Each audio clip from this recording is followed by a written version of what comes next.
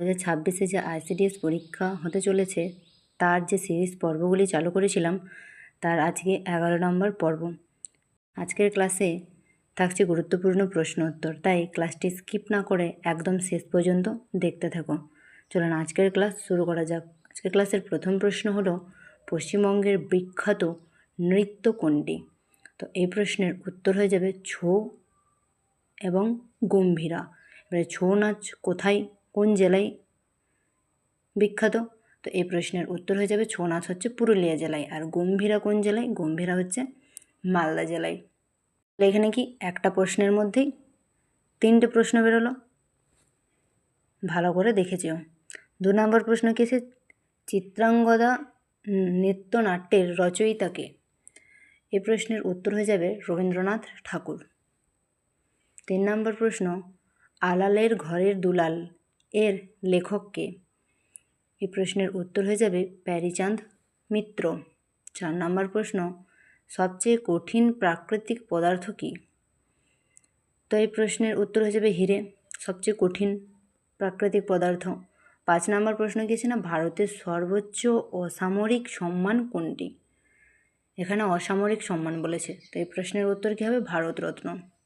6 নম্বর প্রশ্ন কি আছে না, জলীয় বাষ্প জলকণায় পরিণত হওয়ার প্রক্রিয়াকে কি বলে?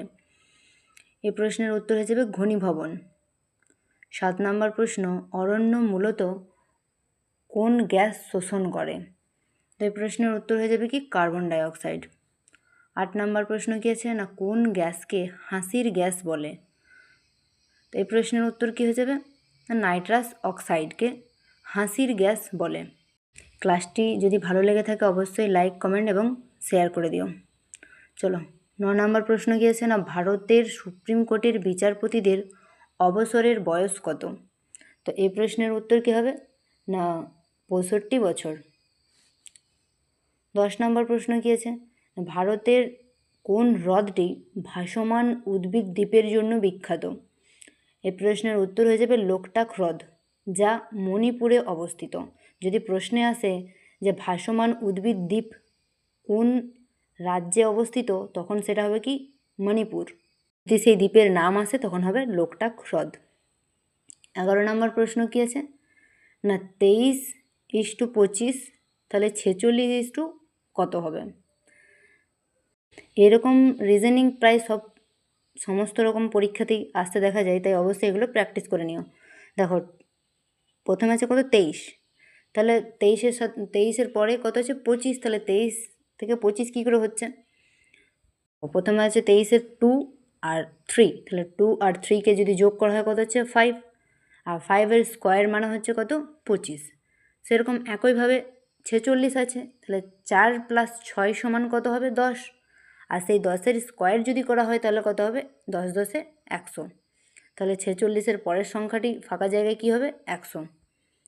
12 নম্বর প্রশ্ন কী আছে না, 53:45, তাহলে 18 কত হবে? এটা একটু অন্যরকম প্রসেসের।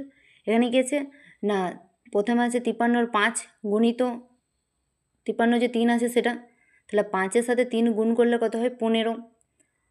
এবারে 15-র সাথে কত গুণ করলে 45 হয়? 15-র সাথে 3 গুণ করলে 45 হয়, তাই এখানে 15-র সাথে 3 গুণ করা হয়েছে, তো 15 × 3 = 45। তারপরে এদিকে একই রকম প্রসেস হবে, কে আছে 18-র পরের সংখ্যাটি কী হবে না, 1-এর সাথে 8 গুণ করতে হবে প্রথমে, 1 × 8 = 8।